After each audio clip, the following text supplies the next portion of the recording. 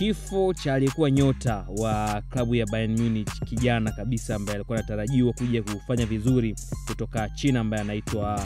Guo Jianshuan, kinaibua maswali mengi sana katika masuala ya soka, ambapo klabu ya Bayern Munich imetangaza kwa huzuni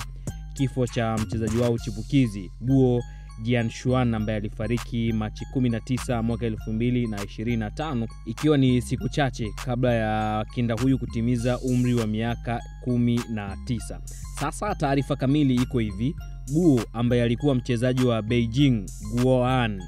under 19 alipata jeraha baya la kichwa Februari 6 mwaka 2025 wakati wa mechi ya mazoezi dhidi ya RC Alcobendas ya nchini Hispania, ambapo katika mchezo huo aligongwa kichwani na goti la mchezaji wa timu pinzani, jambo ambalo lilisababisha kuvuja damu nyingi kwenye ubongo, ama kisayansi wanaita subarachnoid hemorrhage. Timu ya madaktari ilimkimbiza hospitalini hapo Madrid, lakini bahati mbaya madaktari walithibitisha kuwa ubongo wake ulikuwa umepoteza uwezo wa kufanya kazi, ama tunaweza kusema ni koma. Wiki moja kabla, akiwa kwenye hospitali, Guo Jianshuan alipoteza maisha, na kifo chake huenda kikawa pengo kubwa sana katika soka la vijana na kimeibua maswali muhimu kuhusu usalama wa wachezaji uwanjani.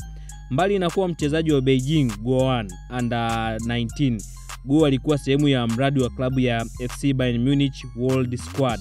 ambao unalenga kukuza vipaji vya wachezaji wengi sana ambao wako chini ya umri wa miaka 19, na programu hii ilikuwa inafanyika duniani kote kwa klabu hii ya Bayern Munich. Lakini baada ya majeraha yote hayo, alirejeshwa tena China Februari 13 na kulazwa katika hospitali ya Tiatan mjini Beijing, ambapo alifariki dunia Machi 19, ikiwa ni siku moja tu kabla ya kutimiza miaka 19, ambapo Machi 20 Uimwamba alikuwa anatimiza miaka 19. Familia yake imewasilisha taarifa ya kisheria kwa chama cha soka cha nchini China pale Beijing, na wametaka kupatiwa taarifa kamili kuhusu kifo cha utata cha nyota huyu ambaye alipoteza maisha baada ya kugongwa kichwani na kuvuja damu nyingi kwenye ubongo, kwa sababu familia inaamini kabisa kwamba nyota huyu alikuwa na uwezo kupona, lakini uzembe wa madaktari pamoja na timu yake hiyo ya Beijing Guoan ndio imesababisha kifo cha nyota huyu ambaye alikuwa kwenye mradi wa klabu ya Bayern Munich under 19 worldwide, ambapo huu ni mradi wa klabu ya Bayern Munich ambao waliuanzisha mahususi kwa sababu ya kutafuta vipaji kwa vijana wengi ambao wako umri wa chini ya miaka 19, ili waweze kuanoa vizuri na baadaye watu hao waweze kuitumikia klabu ya Bayern Munich. Lakini ndio hivyo bwana, mwamba huyu kwa simanzi amepoteza maisha siku moja kabla ya kusherehekea sherehe yake ya kuzaliwa